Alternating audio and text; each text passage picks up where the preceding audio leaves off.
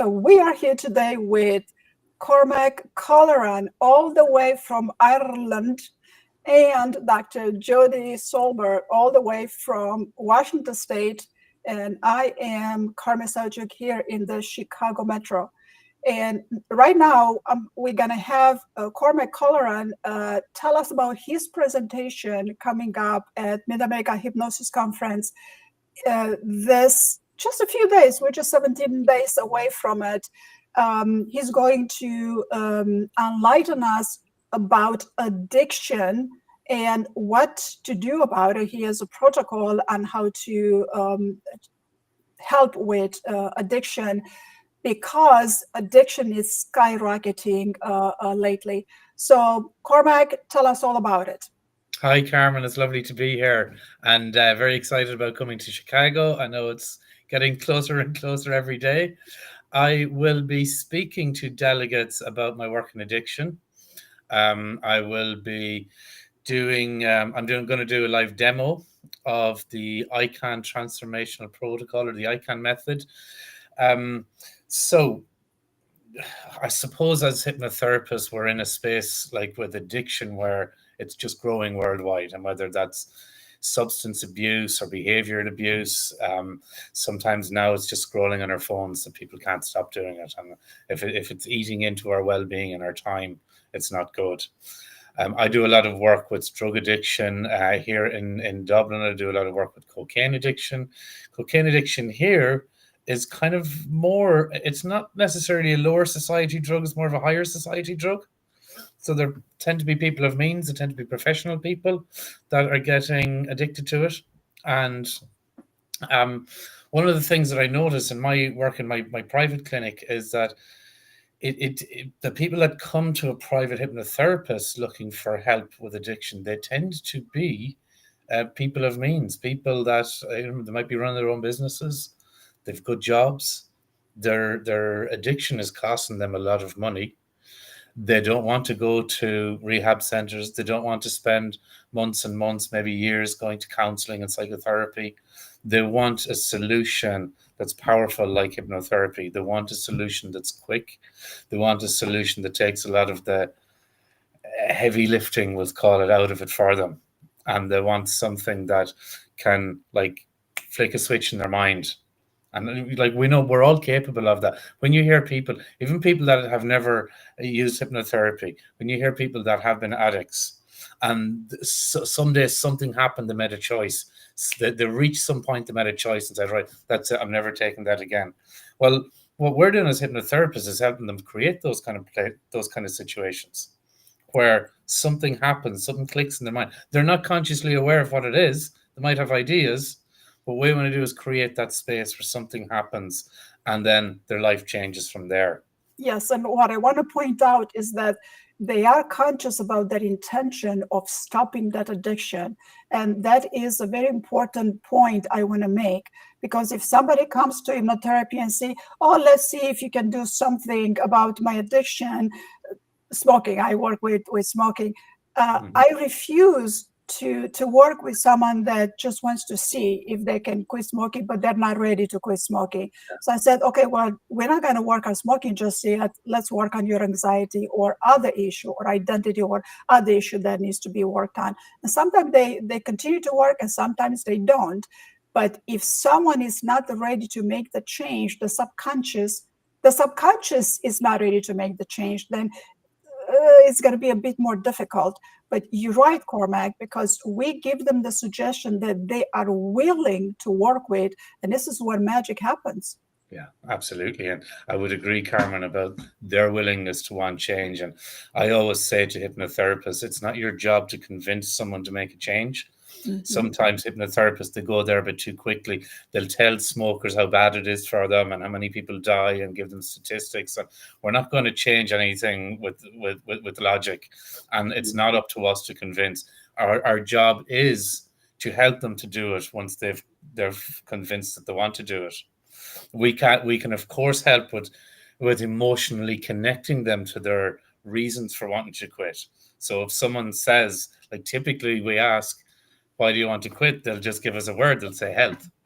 I mean, that's nothing to work. that's not enough to work on. I will always say to them, that's a 6-letter word. What does it mean to you? And Yes. then we're getting to understand what's the real choice that someone is making. They're not coming into you to quit smoking. If cigarettes aren't bad for them, they might not be coming in. They're coming into you to make a bigger decision. They're choosing their future. And we've got to reframe it for them quite quickly. What are you really choosing here? It's the consequence of smoking that's the issue, not the smoking itself. Yes. And Yes. and when we can, and it's a very powerful reframe, and there's a lot that I'll be talking about in my talk, and that both Jodie and I speak about at SFTI Hypnosis, that there's some very powerful reframes that are simple to deliver, that begin to change things in the mind of your client long before you do formal hypnosis or an induction at all. And one of those is getting them to understand what's the real choice that they're making. What are you really doing here? Because now I'm not quitting smoking. I'm not quitting something. I'm going after something. I'm choosing to have quality in my life. They're And I'm choosing not to even. become something. I'm sorry to interrupt, but they're choosing to become something that they are not. And in my world, in my line of work, this is all about identity. This addiction is affecting who they are. It's affecting what they do, and then they want to either get back to who they were or become who they need to be in that identity. And identity work, it's not simple work. So, but go ahead, enlighten us more about Yeah, addiction. I'm glad you said that about identity, because that's a really, really crucial part. We want them to, they want to step into who it is they're becoming. And once we can attach identity to that, it can become very powerful. And so now it's no longer like behavior. It's not about a behavior, but who do I wish to become? And that's so much more powerful. So there's and sometimes in hypnotherapy, depending on how people were trained or what their ideas are, they focus on just the behavior. And the behavior itself, while it does deserve some focus, that's not all. We need to focus on identity, and we need to focus on what's driving the behavior.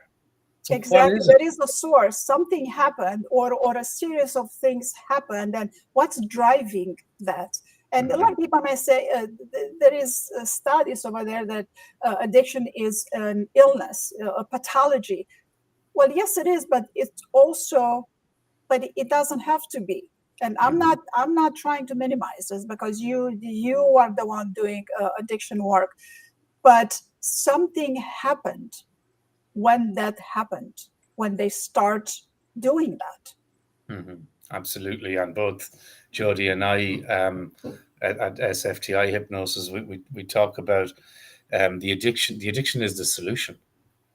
Yes. It's the solution to the problem. I've just worked with a client only minutes ago. He's walked out my door. He's a multi-billionaire. He's one of the biggest um, most impactful entrepreneurs on the planet. And he came to me today to help him quit smoking. And he told me that when over 30 years ago, his first marriage broke down and his wife divorced him. And he told me he spent 3 or 4 years just drinking bottles of vodka every day. And I suggested him, I said, that was your solution at the time. And he said, oh my God, he said, it was, because the other solution I had was suicide. That was what he Wow. was contemplating. Wow. And this man, I'm not going to actually say divulge anything, but he's since gone on to create businesses that have the potential to wipe out things like malnutrition across Africa in children. Like a Wow. highly impactful person on the planet. Mm-hmm. But he was in so much pain, alcohol became his solution, and Yes. that and in a way it kept him alive until one day he decided, that's it, I've got more to me. And I Yes. But he started on was an alive by the time he was already grieving most of his loss. He yeah. was, yeah, he was done with. Wow, that's amazing. And you're right. I work with a good amount of executives that they're highly positioned, highly successful people that they still need identity work. And it's amazing how hypnosis works as opposed to other things. But something I've been wanting to mention earlier, I have a client that she's had addiction in the past, not anymore, but she is not comfortable going to AA meetings because that's not who she is. Mm-hmm. So I mean, she came to the right person when she came to me. We worked on her trauma, right? But I understand that because okay, I'm not going to say that because I'm going to mess something up. Okay, you go ahead. Mm-hmm. Well, you're really beginning to speak our language, Carmen. So this is great. And we do talk about like the space for hypnotherapists to work in addiction. Like there's not enough hypnotherapists working in addiction. That's what was my belief. And there's reasons that they're not. They don't have the confidence. They don't have the frameworks. They don't have the skills, the tools, the understanding, the trainings, and they may have a fear of what like an addict is. And like we looked at as part of our message to dispel that myth and to invite hypnotherapists to come in and work with addiction, and for them to understand then that I use the term. I know Jodie will smile when I say this, whack-a-mole. That when we help people with one addiction on the surface level, at the behavioral level, it may pop up again as something else. Yes. And until we can get beneath the surface and that at that kind of what's the trauma that was causing it, what's the underlying reasons. So I'll be talking a lot about solution focused approaches, and I will demonstrate the ICANN method in my talk in Chicago. Mm-hmm. Jodie's an expert in the trauma informed space, and what we've realized is both of these things have to come together in order to make real transformation with our clients. So instead of resolving an addiction at the surface level, at the behavioral level, for it to reemerge in some other way, we need to actually resolve what's the underlying trauma, what's the cause, what's there that keeps pushing up, what are the roots that keep pushing up these weeds in the person's life. You're right, because something has happened. Like I have a client that she was physically abused by her husband to the event that he would throw her on the ground and take her head and hit the ground with her head repetitively. So we're talking about brain injury at this point. So do I go straight into quit smoking? No, trauma has to be addressed. So you're right. If that is not addressed, and you can't just keep on going with this with people that have addiction and tell them what a bad that's a bad habit, that something. Oh, how do I phrase this? Because I want to be careful on how I particularly disagree with some approaches with addiction, specifically in the area that makes them be the bad guy because they're doing this. Well, they're doing something bad, but are they bad? So this is what the work that you do on this addiction, and everybody should be doing this. And it's important to understand the intention of the subconscious mind behind the behavior. The intention is a positive intent. It's like to kind of distract them or change how they feel in that moment. It's just the strategy is not good. I mean, I come to mind, bring to mind a man that I worked with for weight loss, and initially we looked at some of the behaviors, so the emotional based eating, and we worked kind of on the behavioral level and got some kind of change. But once we started to explore deeper, like why was this man morbidly obese? And really what we got to, so there was childhood bullying, childhood abuse, been beaten up. He felt safe when he was really big. Yes. So when he was really big, he felt safe out in the world because no one's going to try and pick on him when he's that big. So the weight, even though it was damaging his heart, it was ready to kill him. At the subconscious level, he felt a lot safer with all that weight on him than if he was a thin man. Now he's vulnerable again. So what's behind the behavior? Once we become curious as to what's behind the behavior, now we can start really turning the key and unlocking the code. That's And true. Yeah, and this is where we can get real life-changing results. So we're not just helping our clients to overcome the presenting issue, but we're actually going deeper and changing their lives in ways that they didn't even think that was that they was possible or that they needed, and it really frees them up then to live their life in a Yeah. healthy and wholesome way. This is the magic of hypnosis. This is the magic of hypnotherapy, and it's not like one time deal. It's not, because the subconscious is fragile, and we need to tend the subconscious gently for the subconscious to begin to trust our voice, at least our voice, because the conscious is going to trust us as a person, but the subconscious is to begin to trust our voice to allow to open. And in my work, I noticed that when I speak to the subconscious and I invite the subconscious to open as much as it's ready to heal, just to give us permission to do a little more healing, just miracles happen. Absolutely, and I think what Jodie and I are really interested in is creating a framework for therapists to work off. So there's a framework. This is like, what should I be asking? Where should I be looking? Where's my curiosity? What's actually happening? And then there's tools to actually deal with that. So when you bring the person into hypnosis, but what's my overall approach? How do I look at addiction? How do I look at where it comes from? What do I need to be curious about when I'm speaking to a client? How can I ask? There's not, like, we can't ask them, do you have major trauma in your life? You've just met them. It's not something that we can ask straight away. There's ways that we need to find that out. I think it was maybe in the 1970s, there was a study done. The name eludes me now, whoever wrote The Body Keeps the Score. But he van der Kolk, Cormac. What was the His name? name is Bessel van der Kolk. Yes. Who wrote The Body Keeps the Score. Yeah. And talks about like ways of actually getting around to asking these questions. And it can, we start off with simple ones: where are you from and where did you grow up? And then things like, who helps you if you're sick? Who goes out and does things for you? Who is a caregiver? Were you in situations where a caregiver ever felt threatened? Do you ever feel threatened? And there's different ways that we need to, that all fit into a framework. Correct. Of how we can help our clients, how we can get rapport, how we can get asked the right questions, how we can become curious, really. And from a framework of the addiction is the solution that their subconscious mind chose.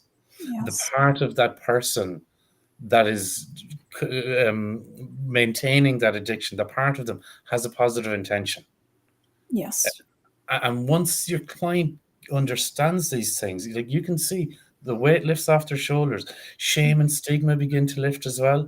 Mm-hmm. So an awful lot of work is done before you ever go into any of the actual hypnotic tools and techniques, by having a solid framework and an understanding of how to approach these things.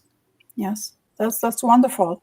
So let me show everybody a little detail about the workshop, because you and Jodie are going to have a post-conference workshop on this new approach to hypnotherapy about addiction. And as you say, the addiction is skyrocketing here all over the world. And you are going to have this workshop October 21, from October 21 to October 24. And it's a very important workshop to have and to attend for every practitioner that's interested in working with addiction. And here they can find more information going to this hypnosisconference.org workshop, and then scroll down straight to this. Scroll down to Jodie and Cormac about addiction, and look at a little bit of what it has to offer, and do register. And why is this important is because Cormac is from Ireland coming to US, and he's not in the US all that often, and you get to see him in person. And Cormac and Jodie has been working together for quite some time. And so come to the conference. The conference is right here, October 17 to 19, and here's a little bit of video. You can play on it, and you get new lunch buffet, and you get to spend a little more time with us face to face, those presenters. And here are the packages, a really, really good price. If you don't want to go this level, you can at least have this 2 levels, but who knows, you might want to go that level. And we're going to have over 100 presenters, speakers, a bunch of vendors, including me and Jodie. We're going to have a vendor booth, people coming from all over the States and Europe. Cormac is coming from Ireland. And Cormac is going to do a presentation on addiction cessation, and you can learn more about his presentation over here and about Cormac over here. And this is the address, hypnosisconference.org, speaker/Cormac Colleran. And don't miss out. We just have 17 days left, 19 hours, 45 minutes, and don't let the minutes pass by. So tell us a little bit about the workshop. Do we still have a few minutes with you, Cormac and Jodie? Yes, absolutely. Yeah. So the post-training workshop is it's where we're going to be delivering this new framework for dealing with hypnosis, and like I said, unlocking that subconscious code. So we look at it as like there's an overall kind of approach, like how do we train therapists to look at addiction differently, and what's the best way of educating hypnotherapists on how to look at addiction in a way that helps them relay this to their client. So we've got to look at, we teach tools and techniques, and we teach a framework, and we teach them from solution-focused approach. So where is the person right now? Where do they need to get them? What's the quickest way of getting them there? And that will cover things like behavior, but also we need to look at what's beneath it. And again, it's like, what are the traumas that are promoting or driving the unwanted behavior? As we know, anytime there's unwanted thoughts, feelings, or behaviors, and think about it, that's pretty much anything a client can come to as a hypnotherapist with, unwanted thoughts, feelings, or behaviors. Anytime there's unwanted thoughts, feelings, or behaviors, there's always something at a deeper subconscious level that drives that. The subconscious thinks it's gaining something from it. So that's where our start point should be. That's where we need our curiosity to come from. So what's driving, what's behind it? And then what are those underlying patterns that the subconscious mind has learned? And it may have learned those patterns many years ago, but it's still running them now, even though it's not relevant, it's not useful, it's not serving the client. So when we, I've been running training for a number of years around addiction, and mostly with a solution-focused approach. And after meeting with Jodie and hear her speak and getting more of an understanding of her expertise, we talked about it a lot and realized that in order to really get the job done for people, we need to get into the trauma-informed side of things. Jodie, you might speak to that a little bit. Absolutely. Thanks, Cormac. Yeah, it's really important to get to that root. So we don't have the whack-a-mole situation that you were talking about. There are those subconscious roots that often, like Carmen and I were talking about with my presentation, go back to childhood and even beyond that. And so figuring out, what is that root, instead of just mowing over the weeds as they pop up, mowing them down, and then they pop up over here like the whack-a-mole situation and mowing them over. We want to figure out what that root is, why that pain that they're trying to suppress those emotions, or they're trying to not deal with something. The subconscious created a coping strategy. And like Cormac said earlier, it was a positive intention, just the strategy isn't serving and supporting them anymore. So we need to find that root, remove that, heal that, replace it with something that's going to serve and support them better, with some more fertile soil in there. And so there's that identity piece is huge, because that shame and that guilt and the heaviness and that pressure that we can help lift for them by addressing the trauma side is going to help them to be able to shift that identity and step into who they're wanting to become and move towards something. So we're not just ripping away the only coping strategy that they've known, we're helping them to replace it with something that's going to bring them closer to that vision of what they're wanting. And so not just taking something away and removing a behavior, but giving them a new, healthier coping strategy that their subconscious can get on board with is important, because that's where you're going to find that real and lasting change, rather than the client who comes in for smoking and then take away that behavior, and then they end up 6 months later back with you for something else. So, whether it might be sugar or alcohol, we can really come up with new addictions that are going to be comforting, that are going to be the way to cope. If we don't know how to regulate our nervous systems, how to cope with things, and how to feel, process, and release emotions. So these are all the types of things that we go through in the training. And we talk about absolutely where are they now and where do they want to be, but also how do we resolve and move forward with that release of that trauma. That's wonderful. Very, very important work. And both of you are bringing up such important issue, not just addressing the behavior, not just addressing the addiction per se. So many other people are addressing that. And I also have clients that work with compulsions. And something I wanted to mention earlier, Cormac is from Ireland. I'm from Romania. I can easily understand how people grow up, and the intercultural difference, the cultural experiences, they play such an important role.